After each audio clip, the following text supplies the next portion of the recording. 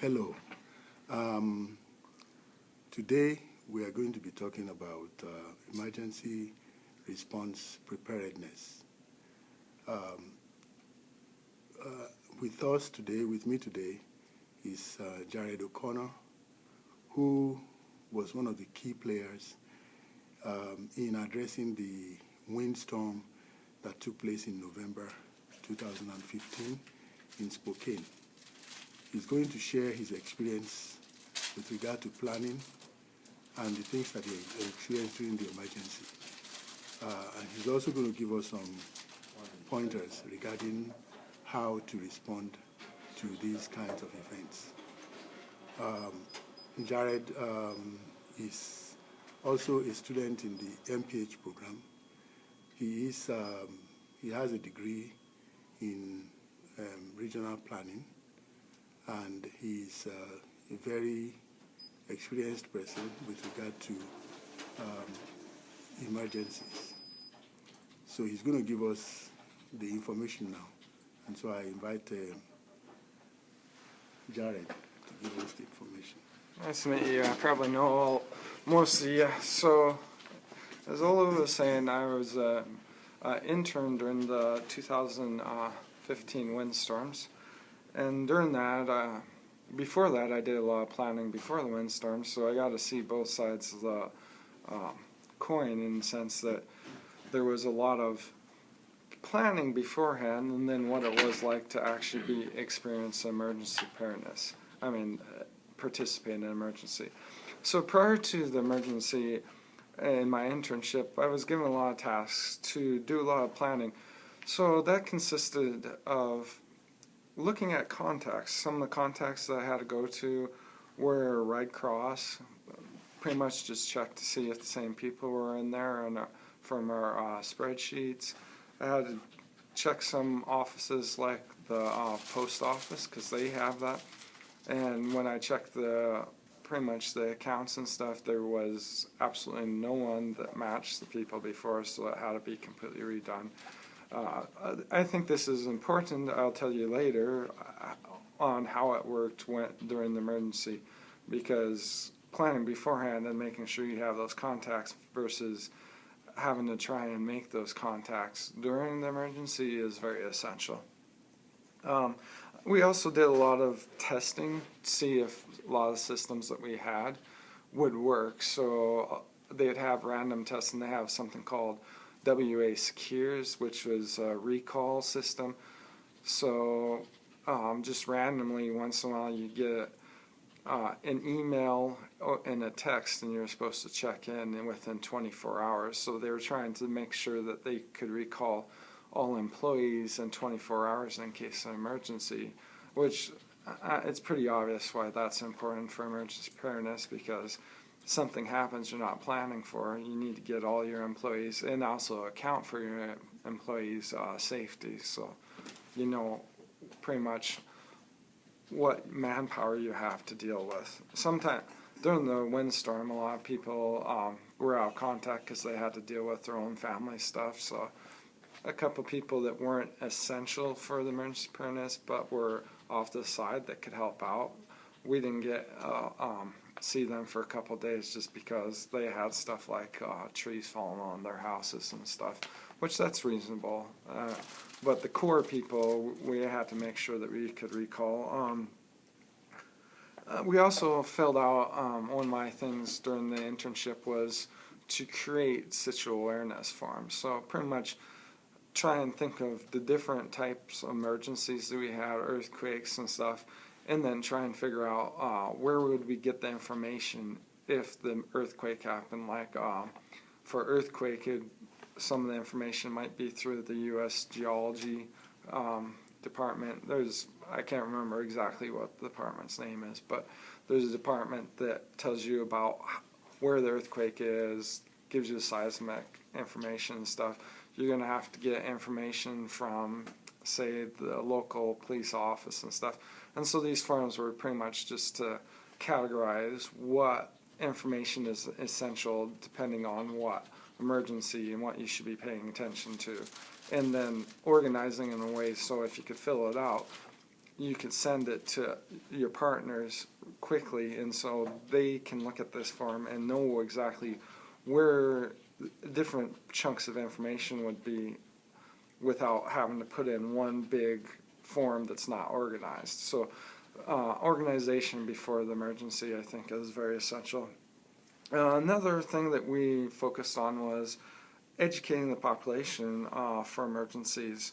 So kind of telling people what threats could be posed in the area. So making pamphlets and stuff like that. How do they prepare for it? Let's say giving them pamphlets that say what are essential things that you should have in case of emergency, like 2 gallons of water, canned goods, some power and stuff. I mean, batteries, power stuff. And then also educate them on what resources would be available to them in case of emergency, where they should go, who they should call. In case of emergencies, one that I did not know of prior was 211. It's kind of like 911, but it's more give you information in the case of emergency of what resources you can get. We use that a lot during that. So during the windstorm, I participated in the emergency. It was a very interesting experience, totally different than the preparation. Preparation, you do a lot of paperwork. It seems a little slow pace, but it definitely pays off in the long run if you do that preparation beforehand. So during the emergency, pretty much all departments, the sheriffs, the county, the city, Spokane Regional Health District, 211, American Red Cross, we all met down at the Department of Emergency Management. This is kind of an umbrella that brings together all the players so that we could meet daily and kind of plan out, get some situational awareness so everybody was aware of what is happening, and then kind of say, okay, what can we do? So pretty much the initial response is kind of the standard 5 whys. What had happened, where it has happened, who has power, who didn't, why is obvious, the windstorm, when is obvious too, and how. Those were pretty obvious. So we had to kind of figure out who was most affected, how bad it was and stuff. Another thing that I kind of didn't know beforehand, that everybody's kind of compartmentalized. So in the beginning, I didn't realize we're peers, which was public health emergency response. So in my mind, it was like, oh, we should do this and that. But we're public health, so knowing what your department does and what your responsibility, I think, is essential, so you're not trying to stray into other people's responsibilities. Like, oh, okay, do we need to coordinate emergency response and stuff, like get ambulances and stuff like that? No, the area I was working in was public health, so it was more like making sure the public was aware, making sure the public had shelter and stuff like that. So our first focus was figuring out the availability of American Red Cross shelters. Where were they going to be located? What was the capacity in terms of having medical people there? Most of them just had nurses. It wasn't like we had physician assistants or doctors or anything on hand. There was usually nurses, and these were volunteer individuals that would stay at the shelters to make sure that if anybody needed help, that they could be checked out. We wanted to see how many people they could house. Some of them, actually one of them didn't have power in the beginning, so they had to bring in a generator. So that was essential, knowing that that's one of the things they needed to have, was getting a generator to them, and that was under our responsibility. We also focused on one of the things that came out after that. We were like, okay, what do we need to know? Get out to the public, what do we need to prepare? And one of the other things came out was how many areas had lost power. Everybody lost power in those areas to the refrigerator, so they were without food. And then there was a lot of grocery stores without power. So the public didn't really know where they should go to replace the food that they've lost through the loss of the refrigerators. So we need to make public which grocery stores were still operating. And there was, in the South Hill, there was a big chunk that there were no operating grocery stores. So getting that out to the public so they could replace food and not go hungry was important. Also, during the days and stuff, without power and stuff, it got pretty cold, so we wanted to make sure that they knew where to go to warm up. So 4 major schools, large schools, were open to the public all day long as warming shelters. Later on, they opened other buildings, such as the YMCA opened up for people to have showers and stuff. We also, all these warming huts, we wanted to make sure that everybody was cognizant of what type of resources were there. Some of them had a lot of power cords, so if people need to charge their cell phones and stuff, they could do that. Some of them had free meals for breakfast and lunch, which that was really important for parents because they didn't know where they could bring their kids and feed them and stuff. So that was quite an important thing for that population. One thing that came up during that was the school districts really didn't have funds to fund the warming huts. They have funds for school, but not for emergency. So through the DEM, we were able to get some emergency funds to fund the schools to keep them open to the public. Otherwise, they would have closed, and a lot of people would have been looking for some place to keep warm during the days. We also focused on informing people what libraries were open and stuff for the same reason. Some cop shops opened up to the public to keep them warm. We had an interesting situation arise at 211, which they were referring people to our websites and stuff and giving them information on where to go.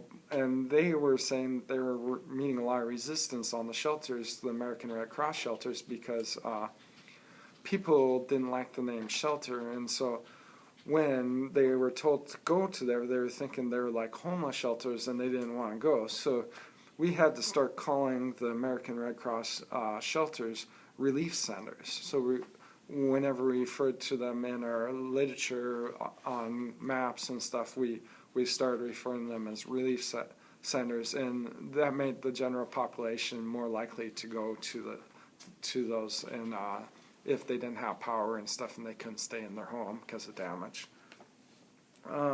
Later on, we started providing information on food banks where people could get money from food banks, free turkeys because Thanksgiving was coming up.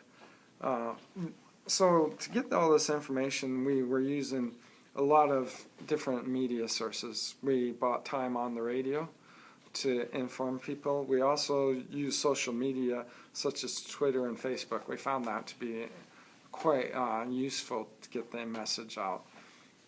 We did daily tweets. Twitter was actually a little bit more useful than Facebook. We had more engagement through that. People were checking that a little bit more.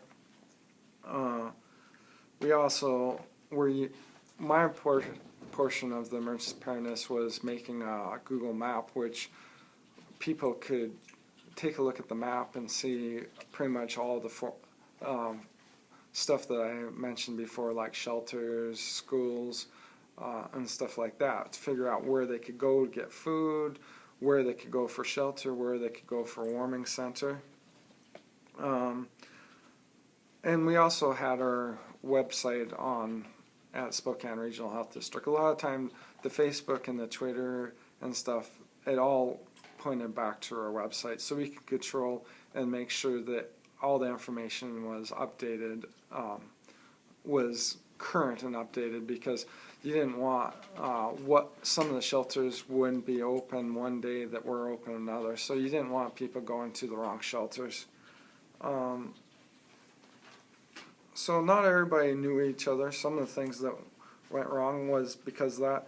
So we had several emails. I was tasked with combining them and deleting duplicates. That was kind of a big issue because everybody had their own list of contacts. Then we all came together, and it's like, okay, we have this huge email list, and to keep who needs to know what. So it would be emailed to one group, and then another person would be emailed to another group, and a lot of these had overlaps, so they gave me all these emails, and then I had to go through 3 different groups at the same time and delete all the duplicates. As an intern, you get a lot of the boring work that you really have. It's important, but it's kind of boring just going through and just sorting out those little things. There were a lot of issues during the that we didn't foresee during that. That's going to happen everywhere. We had some issues concerning generators and fires indoors without circulation. A lot of people were getting carbon monoxide poisoning in Spokane. I couldn't treat them because we don't have hyperbolic chamber, which when you get carbon monoxide, it fixes to your red blood cells, and it doesn't want to unfix, so you can't hold the oxygen that well, so they need to put you in a hyperbolic chamber to let the carbon monoxide unfix from your blood. So a lot of these people had to be sent to Seattle area. And it was felt that the Russian population was particularly at risk for this, as they weren't able to read. A lot of them were Russian only, Russian language only, so they weren't able to receive all of our updates and stuff. So we started having to make sure that we put out all of our press stuff and duplicate in Russian to make sure that that population was thoroughly informed. No matter how good you're planning, there's always going to be some issues. That's for sure. Not all contacts. We didn't have all the contacts. So in the beginning, we're like, okay, we need this information. Who has this in the city? Who has it in the county? Okay, this person's retired, so let's email this person because they'll know who it is. And maybe they're busy in a meeting, and so we don't get it for a day or something because they don't read that, oh, we're looking for you to forward this to whoever does this. So as the pre-planning goes, again, it's important to make sure that all your contact lists are updated, which, I mean, you're never going to have it all the way because people are constantly retiring, moving. Also, like the post office, they totally restructured. They didn't. Some of the positions that we had on the list before didn't even exist in their organization when we tried to check again. So you have to make sure those are really updated. Yeah, as I said before, we didn't know who to contact for some of the stuff, so bouncing around. We didn't know what specific department. We didn't know all of our capacity either, capabilities. When looking around, one of the things was generators to power buildings, and so we knew we had, the DEM knew we had generators, but they didn't know what the generators could do, like how much power, what plugins they had and stuff. So they checked one location where we had the lower capacity 2,000 kilowatt generators, which they only have outputs for power tools and stuff. And yeah, actually parked at the DEM and some trailers. The Spokane Regional Health District had some trailers for American Red Cross that had 10,000 kilowatt generators that have the output to power a building, and they never found out about that. So they had to try and scrounge up generators from their location when it was actually just parked right next to them. Stuff like that happens. So just kind of trying to organize and outline exactly what you have for resources and the capabilities of these, because pretty much on inventory it said generator. People don't know exactly what the generator can do until they get there, and they might assume that all the generators are the same. So summary, prior emergencies, working on emergency preparedness. It seems kind of boring somewhat. You do a lot of paperwork, a lot of repeating, a lot of drills, but I think this is extremely important because when it does come emergency, it pays off by shortening a lot of the issues that you'll run into so you can adequately respond in a timely manner. These are my experiences. I'm an intern, so I'm going to have a very specific viewpoint. There's a lot more stuff going on in there. There was a lot of medical and stuff. Mine was only public health. So, but I hope you got something from this. And it was a really fun experience working in the Spokane Regional Health District. If you guys want to do an intern there, try and look up one of the directors and try and go that way. Try and not go through the HR. Try and find out who the head is and try and email them directly.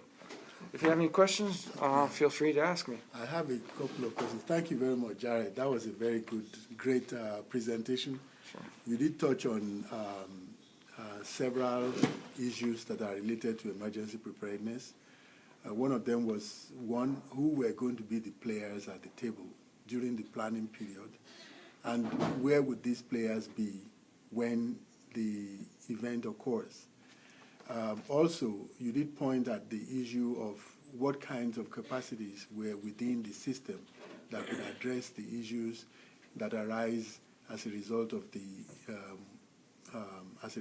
event. For example, things like carbon monoxide poisoning, fires, generators not being there or not knowing whether the generators are there or not.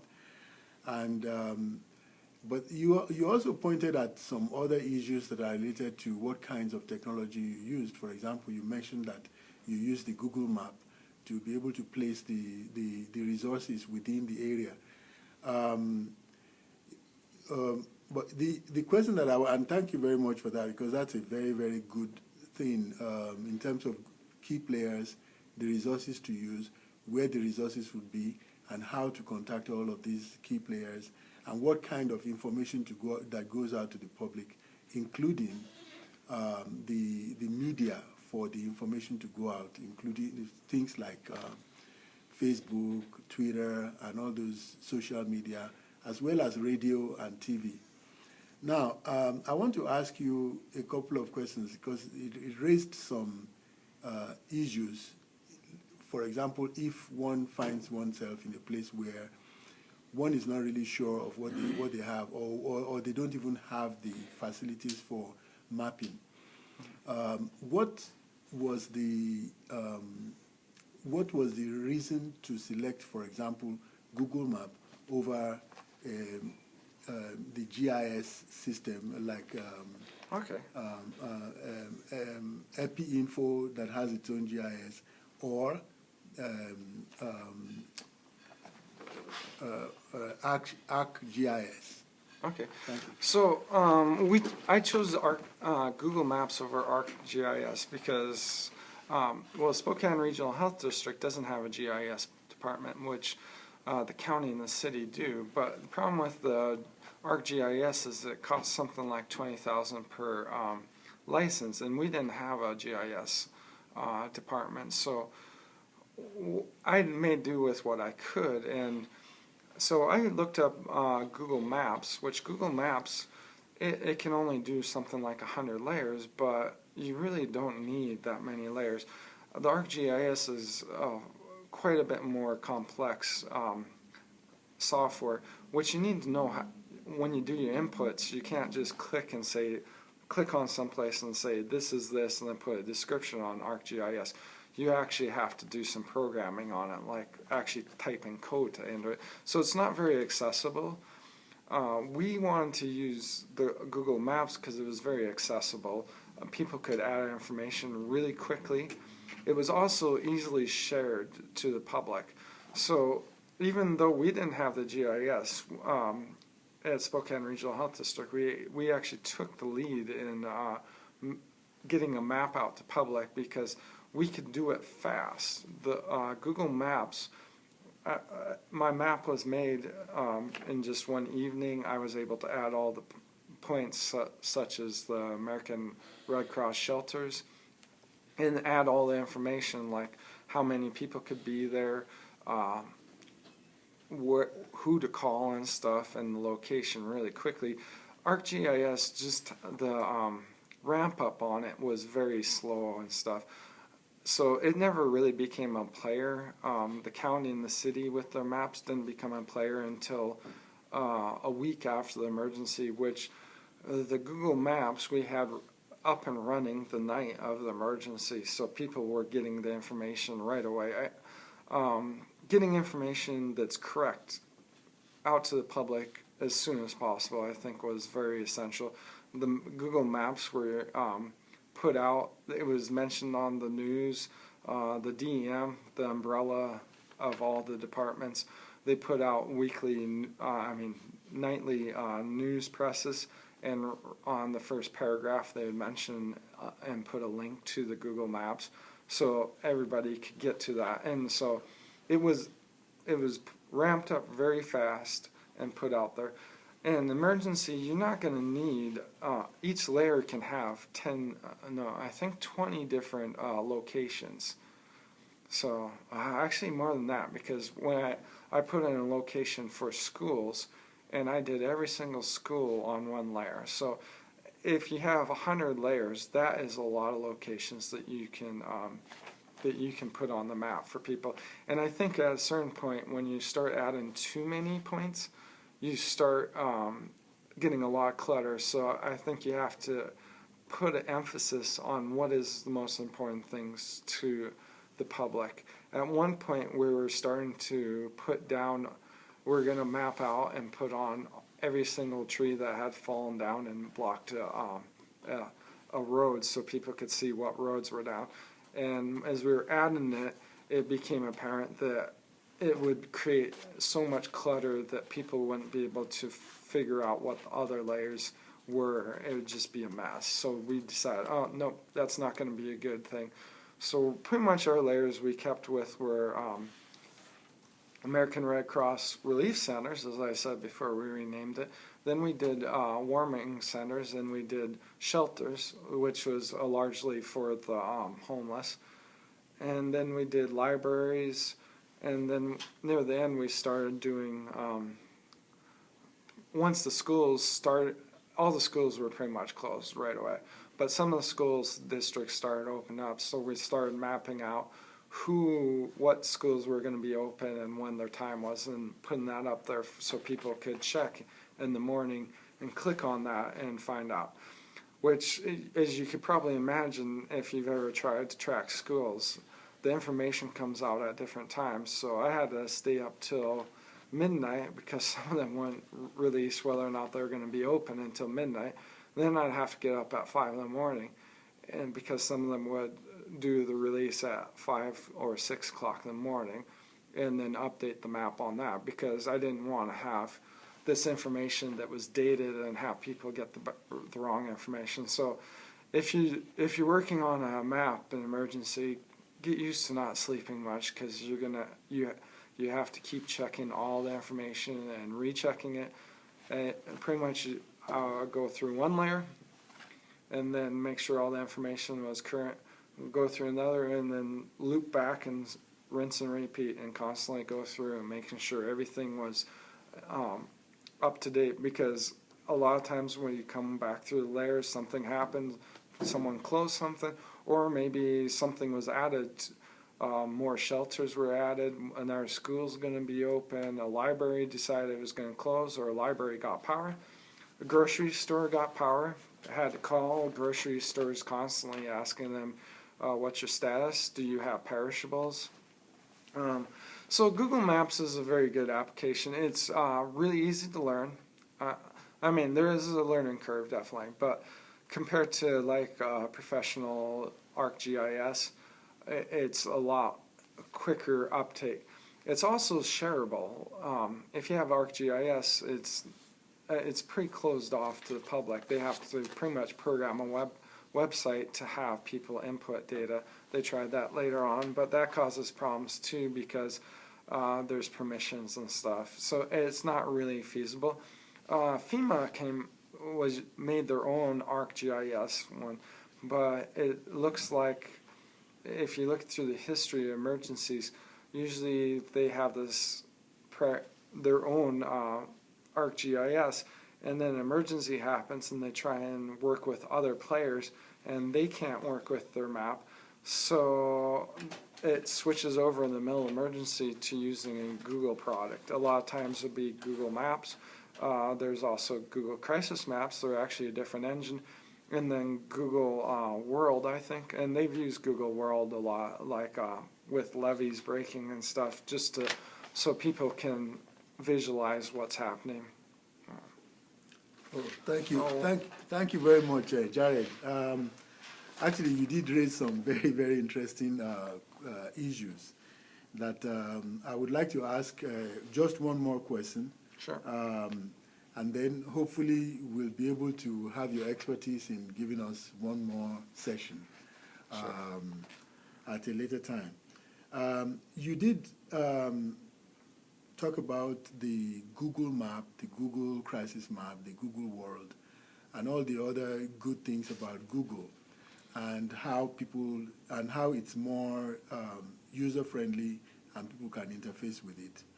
You also did mention several different areas of activity, including who the key players were. You mentioned county, city, Red Cross. I didn't hear about FEMA and all those kinds of systems. FEMA never EMT, really... fire, police, animal shelters, and how food, water, clothing, and toilets were handled, and then how did the hospitals interact. But what I want to ask relating to this is, who were the key players, and do they have any routines for rehearsals? For example, whether they rehearsed every 6 months or every 1 year or every 2 years, or how did they come together as a group to do this? Thank you.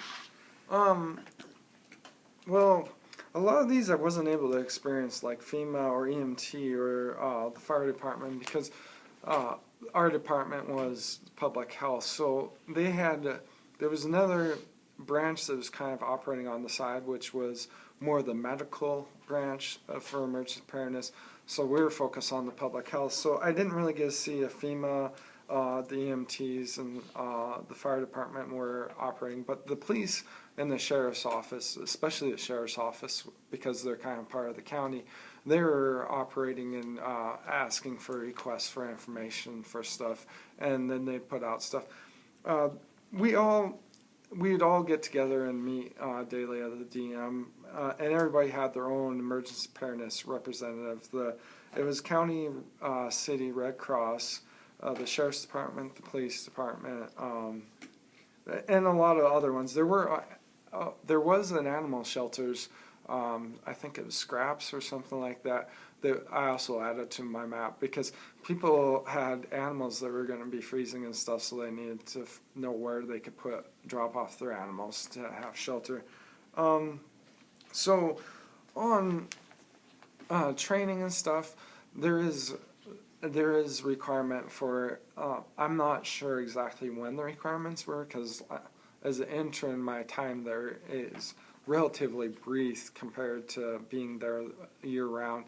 But they have yearly, I know in the spring there's coming up a inter-agency exercise where they're going to all get down to the DM, practice a whole bunch of things. Let's say, can we move the trailers? What if we need to get all these people?